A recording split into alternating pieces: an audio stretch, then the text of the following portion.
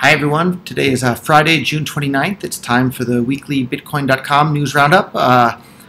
So today I'm going to do the show by myself, but that's not because I'm alone. I'm with a bunch of other Bitcoiners that are hard at work building things on top of Bitcoin Cash, but they want to keep a little bit of a low profile here in St. Kitts, but lots of good things are happening here. And I think the biggest news of the week, or at least one of the ones that I'm the most excited about, is purse.io. Finally integrating Bitcoin Cash. I've been a giant fan of purse.io since they first launched, and I'm also one of their investors, but I just found out recently I was also one of their biggest users as well, buying all sorts of stuff because we already have all the libertarians on board with Bitcoin. But purse.io, by allowing anyone to save, up to 20 or even 25% off of everything on Amazon, it gives a reason for non-libertarians, non-free market advocates, people who just plain want to save money. So it gives everybody a reason to use Bitcoin Cash now that they finally have Bitcoin Cash on the platform. In fact, I used it for the first time just about an hour before recording this video right now. I placed 4 orders requesting around one order at 18%, 2 orders at 19%, and 1 order at 20%, I think it was, off all right, anyhow, just under 20% total. All 4 of those orders were accepted within like 30 minutes or maybe an hour at the most of me placing them. So it's Friday today. I suspect they'll arrive on Monday. So fantastic. Saved over $100 total just like that by using Bitcoin Cash on purse.io. So for anybody that doesn't know about purse.io, you can save in the ballpark of 20% on whatever you want on Amazon just like that by using Bitcoin Cash. And currently they accept both Bitcoin Cash and Bitcoin Core, but you can save more money by using Bitcoin Cash because Bitcoin Core is slow, expensive, and unreliable, so why pay the extra fees on Bitcoin Core when you can just use Bitcoin Cash directly? So anyhow, that's one of the things I'm the most excited about this week, but I have a list of some other things we can talk about. Getcash.io is another one. They launched on-chain tipping for Github.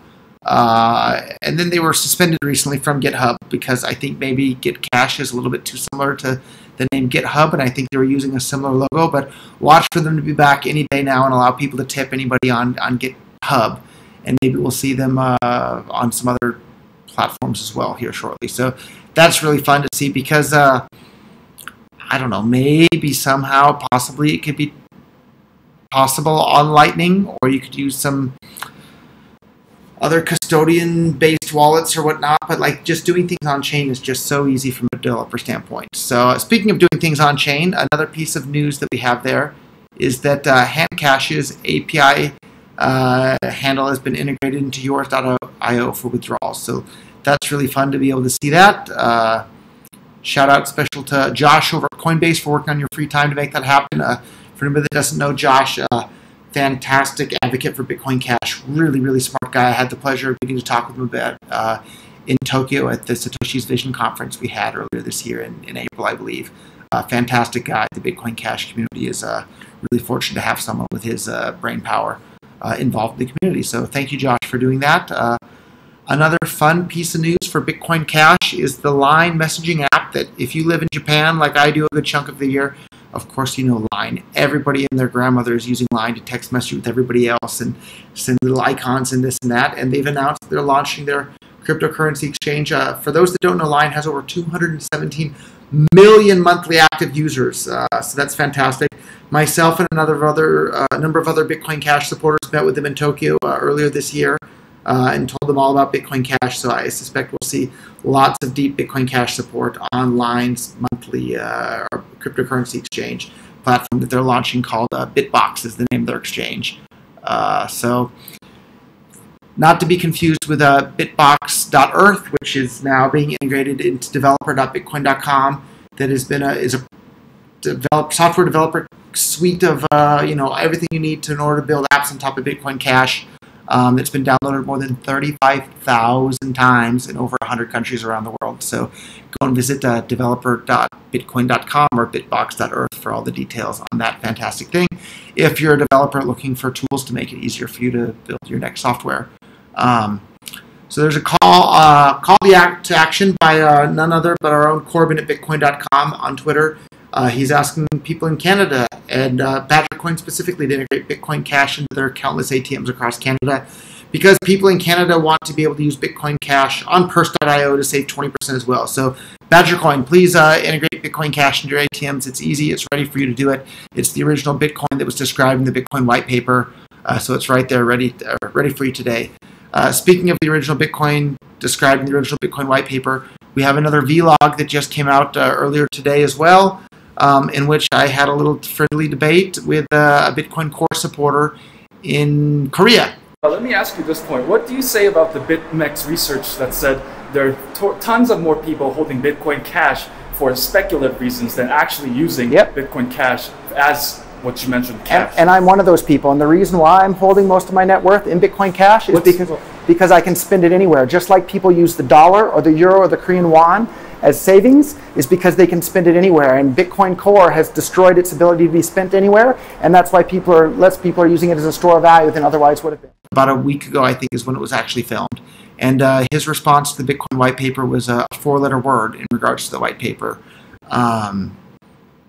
So if you think 4-letter words in regards to the white paper, then basically you think 4-letter words in regards to Bitcoin itself, because the white paper is what defined Bitcoin, and the Bitcoin described in the white paper is what made Bitcoin successful to this very day. Bitcoin Cash still has that same economic code. Bitcoin Core doesn't. So by that definition, pretty clearly, Bitcoin Core is not the Bitcoin described in the white paper. If it's not the Bitcoin described in the white paper, it's not Bitcoin. So anyhow, more power to Bitcoin Cash. And Badgercoin in Canada, let's get with the program there. If you're running Bitcoin ATM machines, they should be accepting and selling and receiving Bitcoin, and that Bitcoin is Bitcoin Cash. Another fun thing that's going on is the Bitcoin Cash Stress Test Day planned for September 1st. They're looking to have over 5 million minimum fee transactions in a 24-hour period on the Bitcoin Cash chain to show the world, hey, Bitcoin Cash is open for business. We're ready for anyone and everyone to start using Bitcoin Cash in commerce for whatever you want to do. So you can go and participate by using cashgames.bitcoin.com, satoshidiced.com, memo.cash, blockpress.com, and you can watch all the transactions busy going on txhighway.com. So lots of fun stuff going on there. Visit stresstestbitcoin.cash for the details of that's coming up. Another sad piece of news for anybody that supports freedom and liberty and people buying and selling things that they want with other peaceful people on the internet. Ross Ulbricht, the alleged founder of the Silk Road, his case will not be heard by the United States Supreme Court, which I guess shouldn't be so surprising. They're not particularly interested in justice, even though they call themselves justices. Basically, this guy was convicted for setting up an e-commerce website, and he got a double life sentence without the possibility of parole, plus a 40-year sentence for building an e-commerce website. Absolute shame. I have another video I'll do on the topic very, very soon, probably tomorrow. But really disgusting what's happened in regards to this sort of thing. If you think people own their own lives and own their own bodies, then that means they have the absolute right to put whatever they want in their own bodies. They should be able to buy and sell anything they want that's peaceful online, whether that's, computer parts, firecrackers, or crack cocaine. They own their own lives and they should be allowed to do that. So, disappointing thing there. And for anybody that doesn't know, I've donated, well over $250,000 to freeross.org myself personally. And if you want to help out, go over to freeross.org to learn more. Make a donation, spread the word. freeross.org. So next on the list of news, not nearly as sad as Ross Ulbricht, who's probably been in jail, 4, maybe coming up on 5 years now, which is a long time. But another piece of annoying news is Bitcoin.com has been under a DDoS attack this week. So just more annoyance, shows that people are opposed to people actually being able to use money in which they're in control of their own money. So DDoSing websites, that's not what libertarians do. So if there's a website that you don't like, don't use it. It's just that simple. You don't need to go and DDoS it. So another exciting piece of news that happened this week is that Mt. Gox, the court in Japan, decided to move Mt. Gox from bankruptcy into civil rehabilitation, or something that I'm sure was slightly lost in the translation from Japanese to English. But that means over $1 billion worth of Bitcoin Core and Bitcoin Cash are going to be returned to the victims of Mt. Gox. So that's fantastic news for everybody around, because the guy that was doing the liquidator in Japan, Kobayashi, was wanting to sell all the cryptocurrency back into fiat, which is absolutely stupid and ridiculous. Anyhow, if you're watching this video, you don't need to be explained to just how stupid the idea of converting all of the Bitcoin that Mt. Gox is still holding back into fiat and paying people back in fiat. Obviously, we're involved in digital currencies because we like digital currencies and we want our money back in the form of digital currencies, not stupid fiat. So, anyhow, that was a big piece of news this week. Another one is that trying to tip people using Lightning Network on Bitcoin Core is an absolute nightmare. There was a fun little thread on Reddit that explained it, which eventually I think they decided that people should just use custodial wallets to do tipping, which you've kind of missed the whole point. And a custodial wallet is just a fancy name for a bank. So they're advocating that people use Bitcoin banks to do tipping because Lightning Network doesn't work.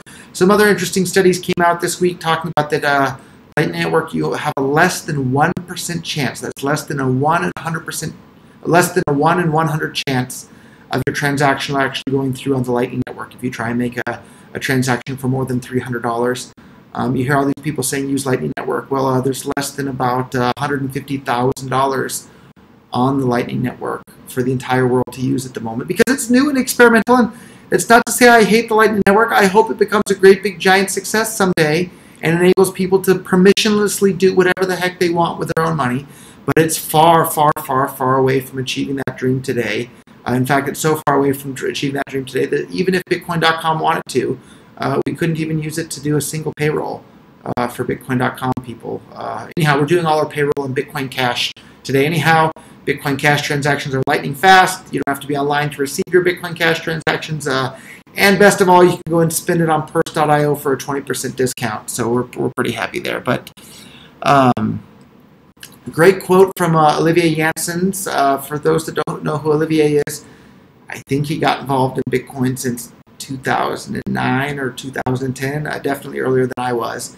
He has a great quote on Twitter here. It says, "It's no surprise Bitcoin Core maximalists need hardcore propaganda, censorship, and they need to call altcoins shitcoins. Inferior technology can only survive in a monopoly." And I think he means a monopoly in the control of the information flow there. Luckily, I'm doing what I can to help get the word out there. And sadly, that brings us back to a point we have to remind everybody of now, that our Bitcoin on Reddit, probably the news site in which more Bitcoin-related news is discussed than any other, or at least it gets more traffic than any other Bitcoin-related website in the world combined for every other Bitcoin-related news website. Yet that website is completely censored. They will delete anybody's post that has anything that's counter to their narrative. If you don't believe me, try posting this video on our Bitcoin and count how long it takes for it to be deleted. You'll see that very clearly no actual discussion of Bitcoin is allowed there that doesn't toe the party line. And as I've been saying for a while, the entire point of Bitcoin is to allow censorship-resistant payments and be censorship-resistant money. So if you're engaging in a bunch of censorship, you're an enemy of Bitcoin. So there you have it in regards to our Bitcoin. There's a story about Shapeshift. Anybody hasn't read the story about Shapeshift.io's previous employee that stole a couple $100,000 by hacking all their stuff there and got caught red-handed, and then Erik Voorhees and everybody else at Shapeshift turned over all the evidence on a silver platter to the police and said, hey, here's the guy that caused a huge amount of trouble and stole a couple $100,000. And the police did absolutely nothing. They've done nothing to this very day, and it's been several years now. The story is a fantastically interesting read. So if you go to Bitcoin.com or Google, actually we'll put the link right here for The Looting of the Fox. It's a bit of a long read, but it reads like a science fiction thriller novel. It's really, really enthralling to read, and makes you wonder. They always say, oh, you have to pay taxes for the police, but when you actually need help from the police, at least in my experience, they do absolutely nothing. So I'll actually make some other videos in the future of my own experiences, how it's just disgusting how little the police actually do to help people when they need it.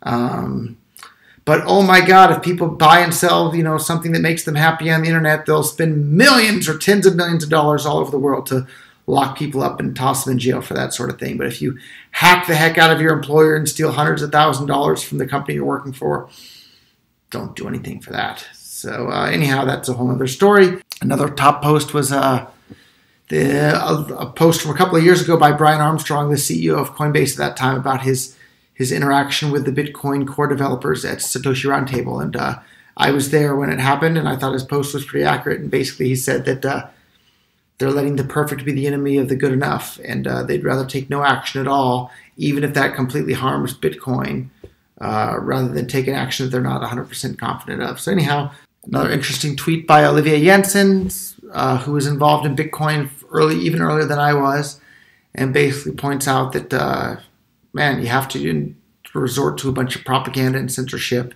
and call a bunch of altcoins bad names if your technology is not as good, which is where we're at today. So great job, Olivier, pointing that out. And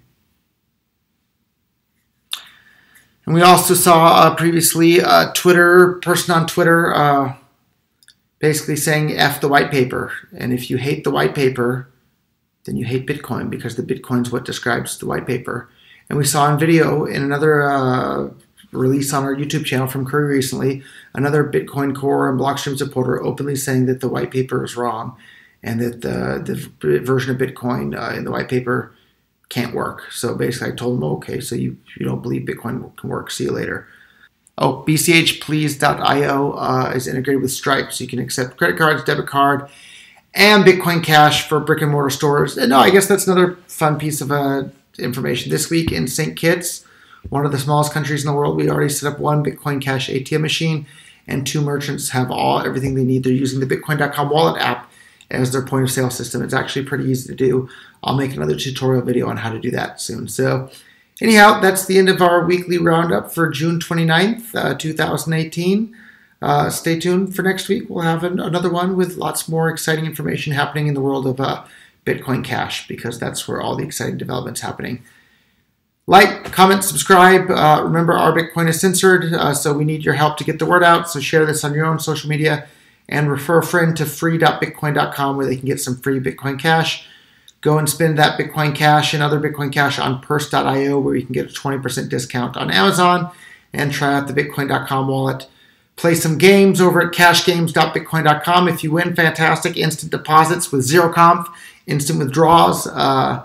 And if you win, fantastic. If you lose, that's okay, because that means we won at Bitcoin.com as well, and we'll use that money to continue promoting Bitcoin Cash. So tell a friend about that as well. Poker, blackjack, roulette, dice, craps, and Keno, and maybe 1 or 2 other ones over there. So share that. And we have an affiliate system too. If you want to earn some Bitcoin Cash, you can share links to our cashgames.bitcoin.com, and we'll pay you in Bitcoin Cash for all the traffic that comes your way. So anyhow, those are our unofficial official sponsors of the Bitcoin.com news update. See you guys next week. Bye-bye.